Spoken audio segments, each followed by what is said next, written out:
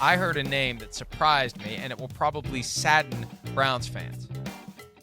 Carson Wentz is a name to watch carefully. The guy they could have taken with the second overall pick in 2016 and got dragged for not taking him until it turned out he wasn't as good as it looked like he was going to be when the Eagles traded up to get him. Carson Wentz is a name to watch. And you know what? It makes sense because they got a cap nightmare that's still unfolding with Deshaun Watson. They're going to have cap consequences of the Myles Garrett deal.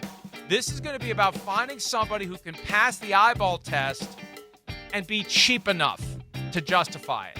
I think that's the key. I first saw Carson Wentz's name in a lengthy list of options that was articulated by Mary Kay Cabot at the Cleveland Plain Dealer. Mary Kay Cabot reported yesterday that the Browns and Carson Wentz definitely have mutual interest. He might be the fallback to Russell Wilson. They brought him in for a visit. Wilson is one of the quarterbacks whose future has been delayed by Aaron Rodgers not picking a chair as the music has stopped. But I was told when I started snooping around, and this is how it happened, the headline for the Mary Kay Cabot article from March 9 was Flacco is on the Browns' radar screen, and I started poking around about whether or not Flacco was a realistic option to go back to Cleveland, and that's when I found out that there was real buzz about Carson Wentz as a quarterback for the Cleveland Browns. And obviously he'd compete with Kenny Pickett, but that's what could still happen, and for now there's interest on both sides. I'm interested here. I don't really know exactly what the Browns are doing. Their defense, right, their secondary has some incredible talent. They got Myles Garrett. They got Jeremiah Owusu-Koramoah. But the quarterback situation is, of course, a disaster. It feels right now like they're going to go quarterback by committee almost. Like, let's get 2 or 3 just guys that are kind of good, and we'll just see how it goes. And that guy won't do good, and then we'll bench him, and we'll put in the other guy that's kind of just above average, and we'll see how he does and do that. I mean, is this what I want to say, like, jokingly and with a grin on my face, is like, is this the plan they told Myles Garrett that got him to sign in? They were like, hey, Kenny Pickett, Carson Wentz, Super Bowl. Right? And he's like, damn, wear it. Let me have it. Let me sign it right now. So that's, again, where I go back to, I don't get it. I don't know. It's a reset year, obviously. And it is interesting what they're doing at the position right now. Myles, we're going to add not 1, but 2 Super Bowl winning quarterbacks. Yeah, right. Right. That's exactly what we're going to do. Right.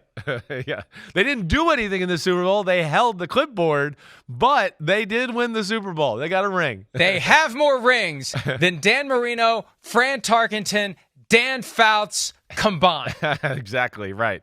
So that's again, we're joking, but not joking. I don't know where it's at. That's why I thought trading Myles Garrett was a great thing for the Browns organization. They're not going to do that, and they're going to try to kind of patch it together for a year, it seems like, with the quarterback situation, and then hopefully be a different team for the 2026 season. That's kind of what it seems like right now.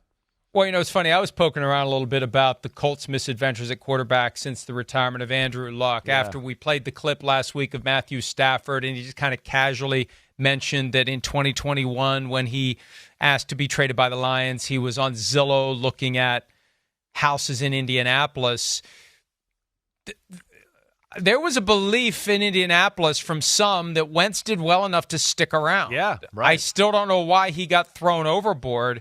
He got forced out by the Eagles to Indy, and then from Indy to Washington. And then after his 1 year as a starter in Washington, he didn't start the whole year. There were injuries and other issues, but he was just kind of out there. 27-7, if I remember, right? The last year of the Colts.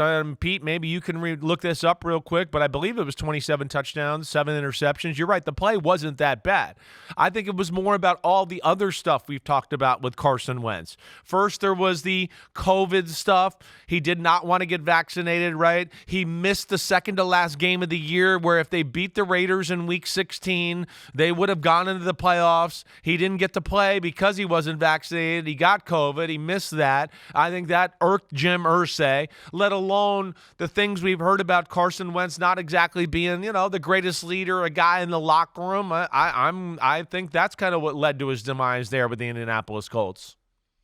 One of the things I remember distinctly when the reporting first came out from Philadelphia that he's not a great leader, he's not a great guy. It was stuff that was like, man, that's pretty harsh. Yeah. And then when they asked Wentz about it, he was like, yeah, that's pretty accurate. So, I mean, he's at least aware, but he's been in this strange